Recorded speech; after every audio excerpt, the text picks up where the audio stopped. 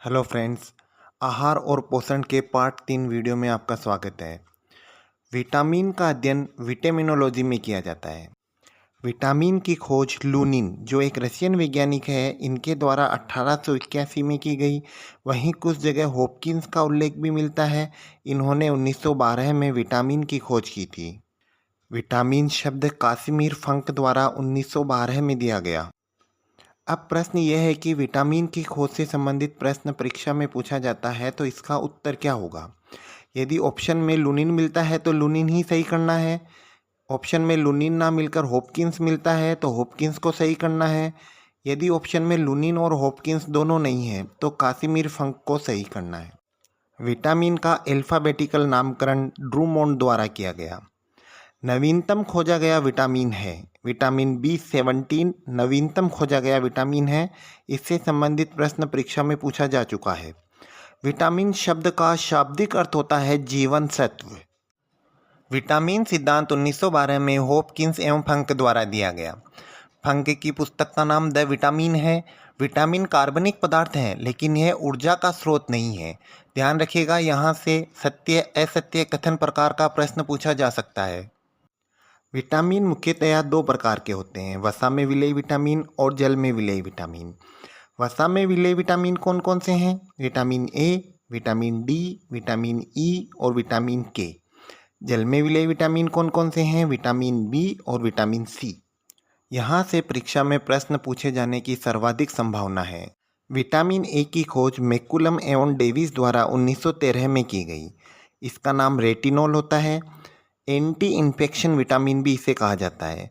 इसका मुख्य स्रोत गाजर है। हरी सब्जियां, दूध और अंडे में भी यह पाया जाता है। इस विटामिन की कमी से रतौंधी और जीरोप्थेल्मिया रोग होता है। रतौंधी रोग में रात के समय व्यक्ति को कम दिखाई देने लगता है। जीरोप्थेल्मिया रोग में व्यक्ति की आंखों का पानी सूखने लगता है। विटामिन ए आंखों से संबंधित है तो इसका नाम रेटिनॉल आप आसानी से याद रख सकते हैं। विटामिन डी की खोज मेलेम्बी, मैकुलम, स्टीनबाक और हार्ट, इन्होंने स्वतंत्र रूप से कार्य करते हुए की थी।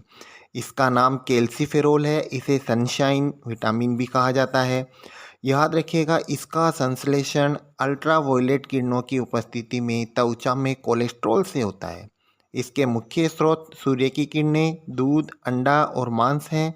साथ ही इसकी कमी से बच्चों में रिकेट्स और वयस्क में ऑस्टियोमेलेसिया रोग होता है। इन दोनों रोगों में बोन्स यानी हड्डियां कमजोर होने लगती है। विटामिन ई की खोज इवांस एवं बिशप द्वारा की गई। इसका नाम टेकोफेरोल है। ब्यूटी विटामिन या एंटी स्टेरिलिटी विटामिन भी इसे कहते हैं। इसकी कमी से बंध्यता यानी नपुंसकता या स्टेरिलिटी रोग हो जाता है। इसके मुख्य स्रोत बादाम का तेल, मूंगफली तेल, सूरजमुखी का तेल यानी कि प्लांट बेस्ड जो ऑयल हैं वो इसके मुख्य स्रोत होते हैं।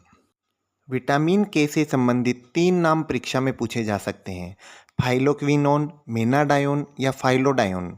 ये तीनों ही नाम विटामिन के हैं। इसके अतिरिक्त इसे प्रति रक्तस्राव विटामिन भी कहा जाता है। याद रखिएगा, इसका संश्लेषण कोलन, जो कि बड़ी आंत्र का भाग है, वहाँ बैक्टीरिया द्वारा होता है। विटामिन के मुख्य स्रोत हरी सब्जियां जैसे पालक, गोभी इत्यादि हैं। इसका मुख्य कार्य रक्त का थक्का बनाना है। इसकी कमी से रक्त का थक्का नहीं बन पाता है। जल में विलेय विटामिन की बात करें तो जल में विलेय विटामिन विटामिन बी और विटामिन सी है। यहाँ से एक महत्वपूर्ण प्रश्न बनता है कि मूत्र में कौन सा विटामिन पाया जाता है। तो जो जल में विलेय होगा वही विटामिन मूत्र में पाया जाएगा, अर्थात मूत्र में विटामिन बी और विटामिन सी पाया जाता है। विटामिन बी कई विटामिन का एक समुच्चय है। विटामिन B1 जिसे थायमिन कहा जाता है, इसकी कमी से बेरी रोग होता है। बेरी रोग में भूख कम लगने लगती है, साथ ही शारीरिक थकान महसूस होती है। विटामिन B1 सबसे पहले खोजा गया विटामिन है। साथ ही विटामिन B1 में नाइट्रोजन भी पाई जाती है। विटामिन B2 जिसे राइबोफ्लेविन कहा जाता है, इसकी कमी से चेलोसिस रोग होता है। चेलोसिस रोग के लक्षण होठों का सूजना, होठों का शुष्क होना इत्यादि है। विटामिन B3 जिसे नियासिन भी कहा जाता है, इसकी कमी से पेलेग्रा रोग होता है। पेलेग्रा रोग के लक्षणों को 3D के रूप में निरूपित किया जाता है, डायरिया, डिमेंशिया और डर्मेटाइटिस। डायरिया यानी दस्त, डिमेंशिया यानी किसी चीज़ को याद नहीं कर पाना, डर्मेटाइटिस यानी त्वचा में जलन होना। कुछ लोग इसमें चौथा डी भी जोड़ देते हैं यानी डेथ। विटामिन B3 की कमी से कुत्तों में ब्लैक टंग रोग हो जाता है। विटामिन B5 जिसे पेंटोथेनिक एसिड भी कहा जाता है, इसकी कमी से बर्निंग फीट रोग होता है यानी पाँवों में जलन होना। विटामिन B6 जिसे पायरिडॉक्सिन कहा जाता है, इसकी कमी से डर्मेटाइटिस और एनीमिया रोग होता है। विटामिन B7 जिसे बायोटिन या विटामिन H कहा जाता है, इसकी कमी से मांसपेशी में दर्द होता है।